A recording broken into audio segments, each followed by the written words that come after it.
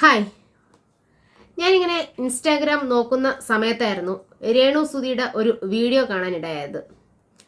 അപ്പോൾ അവർ ഒരു പാട്ടിൻ്റെ റീൽസ് ചെയ്യുന്നതാണ്. ഇങ്ങനെ മുടി കൈ കൊണ്ട് എടുക്കുമ്പോഴത്തേക്കും മുടി കൊഴിഞ്ഞു വരുന്നുണ്ട്, രോഗാവസ്ഥ ഇല്ല എന്ന് പറയുന്നവർക്കൊക്കെ ഇതൊക്കെ അറിയാവോ എന്ന് ചോദിക്കുന്ന ഒരു റീലാണ് കണ്ടിട്ടുണ്ടായിരുന്നത്. അപ്പോൾ ഞാൻ അവരുടെ പ്രൊഫൈലിലൊന്ന് കയറി നോക്കി. അപ്പോൾ ഇന്നത്തെ ദിവസം തന്നെ ഒരു മൂന്നോ നാലോ വീഡിയോ ഇട്ടിട്ടുണ്ട്, റീൽസ് ഇട്ടിട്ടുണ്ട്. ഡോക്ടേഴ്സ് തന്നെ പറയുന്നുണ്ട് ഫോണിൻ്റെ ഉപയോഗം കുറയ്ക്കാനായിട്ട് ശ്രമിക്കണം എന്നൊക്കെ രീതിക്ക് അവരടുത്ത് പറയുന്നുണ്ട്. അവർ സമ്മതിച്ചു എന്നാണ് അനുമോള് ഇതിനു മുമ്പ് വന്ന് പറഞ്ഞിട്ടുണ്ടായിരുന്നത്. അപ്പോൾ ഡോക്ടേഴ്സ് പറയുന്നത് പോലും രേണു സുധിക്ക് കേൾക്കാൻ പറ്റുന്നില്ല. ഇതിനു മുൻപ് ആര് പറയുന്നതും കേൾക്കില്ല. പക്ഷെ എന്നാലും ഒരു രോഗാവസ്ഥ വന്ന് ഇരിക്കുമ്പോൾ ഡോക്ടേഴ്സ് പറയുന്നത് കേൾക്കാതെ പിന്നെ ആര് പറയുന്നത് കേൾക്കാനാണ് ഇരിക്കുന്നത്? എനിക്ക് ഒരുമാതിരി ദേഷ്യം വന്നിട്ടുള്ളത് ഇന്നത്തെ വീഡിയോ, അല്ലെങ്കിൽ ഇന്ന് അവരുടെ പ്രൊഫൈൽ കയറി നോക്കിയപ്പോൾ എനിക്ക് ദേഷ്യമാണ് വന്നിട്ടുള്ളത് കണ്ടപ്പോൾ. അവർ ഈ നെഗറ്റീവ് പബ്ലിസിറ്റി അല്ലെങ്കിൽ ഇവരെ നെഗറ്റീവ് പറയുന്നവരെ പബ്ലിക്കിൻ്റെ മുന്നിലേക്ക് ഇട്ട് കൊടുക്കുകയാണ്. എന്നെ ഇങ്ങനത്തെ കമൻറ്റ് ഇട്ടു, എനിക്ക് ഇങ്ങനത്തെ രീതിക്ക് കമൻറ്റ് വന്നിട്ടുണ്ട്, എന്നെ മാനസികമായി തളർത്തുന്നത് ഈ അക്കൗണ്ടാണ്. ഇതൊക്കെ എന്തിനാണ്? ആരെ കാണിക്കാൻ വേണ്ടിയിട്ടാണ്? ഇത് എന്ത് കിട്ടാനായിട്ടാണ് നിങ്ങൾ ചെയ്യുന്നത്? ചിലപ്പോൾ നിങ്ങളെ ഫാൻസുകൾ, രേണു സുധി ഫാൻസ് അവരുടെ പ്രൊഫൈലിൽ പോയി ചിലപ്പോൾ അല്ലെങ്കിൽ തെറി വിളിക്കുമായിരിക്കും, കുറേ മെസ്സേജ് അയക്കുമായിരിക്കും, അങ്ങോട്ടും ഇങ്ങോട്ടും പറയുമായിരിക്കും. അതല്ലേ നടക്കുന്നുള്ളൂ. അത് കഴിയുമ്പോൾ വീണ്ടും നിങ്ങൾ അടുത്ത വീഡിയോ ഇടുമ്പോൾ അടുത്ത വീഡിയോയ്ക്ക് താഴെയും ഇവർ കമൻറ്റ് ഇടുക തന്നെ ചെയ്യും മോശമായിട്ട്. ഇപ്പോൾ വീണ്ടും ആ ഒരു രീതിക്ക് നിങ്ങൾ പോകുന്നത് എന്തിനാണ്?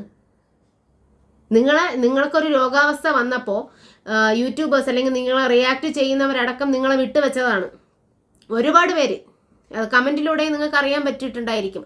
ഒരുപാട് പേര് നിങ്ങളെ രോഗാവസ്ഥ ആയതുകൊണ്ട് ഇനി രേണുവുമായിട്ട് നമ്മളൊന്നും പറയില്ല, അല്ലെ രോഗാവസ്ഥ എനിക്ക് ഇത്രയും നാൾ എനിക്ക് കുറ്റപ്പെടുത്തിയിട്ടുണ്ടായിരുന്നു, പക്ഷേ ഈ രോഗാവസ്ഥ വന്നതുകൊണ്ട് ഞാൻ ഇനി ഒന്നും പറയാൻ പോകത്തില്ല എന്നൊക്കെ ഇഷ്ടം പോലെ ആൾക്കാർ കമൻറ്റ് ഇട്ടിട്ടുണ്ടായിരുന്നു. പക്ഷേ നിങ്ങൾ കിച്ചുവിൻ്റെ ഒരു പ്രശ്നം വന്നപ്പോൾ നിങ്ങൾ സംസാരിച്ചതാണ് വീണ്ടും എല്ലാവരെയും ചൊടിപ്പിക്കുന്നത്, എല്ലാവർക്കും ദേഷ്യം വരുത്തിയത്. നിങ്ങൾ അതുവരെയും സുഖമില്ലാതെ കിടക്കുന്ന ഒരു വ്യക്തിയായിരുന്നു. കീമോ കഴിഞ്ഞു, നിങ്ങൾക്ക് ഓർമ്മ കിട്ടുന്നില്ല, ഭയങ്കര ക്ഷീണാവസ്ഥയാണ്, ഇതൊക്കെ നിങ്ങൾ തന്നെയാണ് കാണിച്ചിട്ടുള്ളത്. എന്നിട്ട് കിച്ചുവിൻ്റെ ഒരു പ്രശ്നം വന്നപ്പോൾ നിങ്ങൾ ഒരു ഓർമ്മക്കുറവോ ഭയങ്കര എനർജി ആയിട്ടാണ് നിങ്ങൾ സംസാരിച്ചത്. അത് കണ്ടപ്പോൾ ആരായാലും തിരിച്ച് പറയും, കാരണം ഇപ്പോൾ ഓർമ്മക്കുറവില്ലല്ലോ, നിങ്ങൾ എനർജി ആയിട്ടല്ലേ സംസാരിച്ചത് എന്നൊക്കെ രീതിക്ക് ഞാനും പറഞ്ഞിട്ടുണ്ടായിരുന്നു. കാരണം കിച്ചുവിനെ സപ്പോർട്ട് ചെയ്താണ് ഞാനൊരു വീഡിയോ ഇട്ടിട്ടുണ്ടായിരുന്നത്. എനിക്ക് അല്ലാതെ നിങ്ങളുമായിട്ട് അല്ലെങ്കിൽ നിങ്ങൾ വന്ന സമയത്തോ അല്ലെങ്കിൽ നിങ്ങൾ എന്തൊക്കെ ആൽബം ഷോർട്ട് ഫിലിംസ് അങ്ങനത്തെ സമയത്തൊന്നും ഞാൻ നിങ്ങളെ പറ്റി ഒരു മണ്ണം കട്ടയും പറയാനായിട്ട് വന്നിട്ടില്ല. നിങ്ങളെ പാടായി, അല്ലാതെ നിങ്ങളായിട്ട് ഞാൻ ഒരു നെഗറ്റീവോ അല്ലെങ്കിൽ ഒരു പോസിറ്റീവോ പറയാനായിട്ട് ഞാൻ വന്നിട്ടില്ല. പക്ഷേ ഇത് കാണുമ്പോൾ എനിക്ക് പറയണമെന്ന് തോന്നി. എൻ്റെ അച്ഛന് ക്യാൻസർ വന്നിട്ടുള്ളൊരു വ്യക്തിയാണ്. അച്ഛൻ മരിച്ചിട്ടിപ്പോൾ 17 വർഷമായി. ഇതിനേക്കാളും അപ്പുറം എൻ്റെ അച്ഛൻ അനുഭവിച്ചിട്ടുണ്ട്, ഞങ്ങളും അനുഭവിച്ചിട്ടുണ്ട്.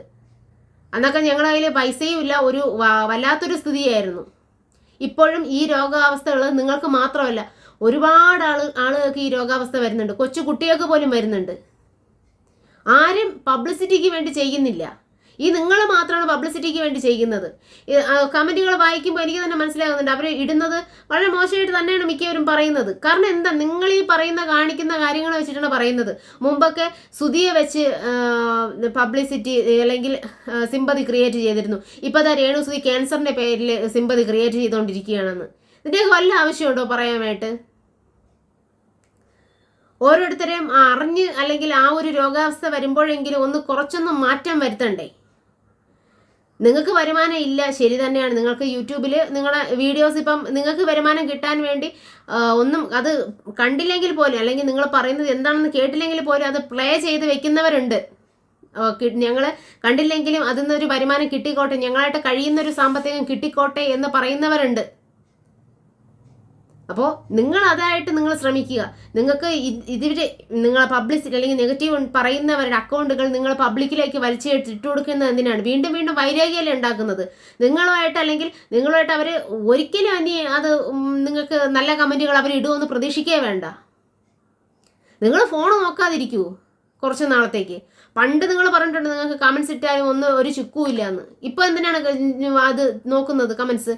അന്ന് നിങ്ങൾ കമൻസുകൾ നോക്കിയിട്ടുണ്ടായിരുന്നു, അത് നമുക്കറിയാം, നോക്കിയിട്ടുണ്ടായിരുന്നു. ഇപ്പോഴും നിങ്ങൾ നോക്കുന്നുണ്ട്. നിങ്ങൾ ഫോൺ ഉപയോഗം മാറ്റി വയ്ക്കൂ.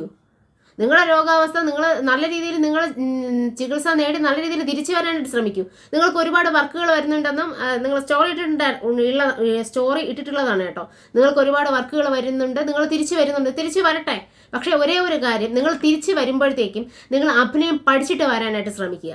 നിങ്ങളുടെ ഒരുപാട് ആൽബംസോ ഷോർട്ട് ഫിലിംസോ എന്തൊക്കെ ഞാൻ കണ്ടിട്ടുണ്ട്, ഇതിൻ്റെ ഒന്നും പേരുകളൊന്നും എനിക്ക് ഓർമ്മയില്ല. പക്ഷേ അഭിനയം പഠിച്ചിട്ട് നിങ്ങൾ ചെയ്യാനായിട്ട് ശ്രമിക്കുക. മറ്റുള്ളവർ ട്രോളാതെ അല്ലെങ്കിൽ മറ്റുള്ളവർ കുറ്റം പറയാത്ത രീതിക്ക് അഭിനയിക്കുക. എല്ലാവരും അല്ലെങ്കിൽ ഇഷ്ടപ്പെടാത്ത അല്ലെങ്കിൽ അഭിനയം ഇഷ്ടപ്പെടാത്ത ഒരുപാട് ആർട്ടിസ്റ്റുകളുണ്ട്. പക്ഷെ അവരൊന്നും നിങ്ങളെപ്പോലെ ട്രോളുകൾ ഏറ്റുവാങ്ങുന്നില്ല. അപ്പോൾ അതുകൊണ്ട് നിങ്ങൾ പഠിച്ചിട്ട് വരാനായിട്ട് ശ്രമിക്കുക. ഈ രോഗാവസ്ഥയിലും നിങ്ങൾ നിങ്ങളുടെ കാര്യങ്ങൾ നോക്കി ജീവിക്കുക.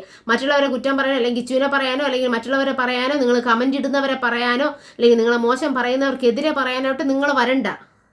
നിങ്ങളെ രോഗാവസ്ഥ നോക്കി നിങ്ങളുടെ പ്രാർത്ഥനയോടും നല്ല രീതിയിലുള്ള ഭക്ഷണവും കഴിച്ച് ആരോഗ്യവതിയായിട്ട് തിരിച്ചു വരാനായിട്ട് ശ്രമിക്കുക.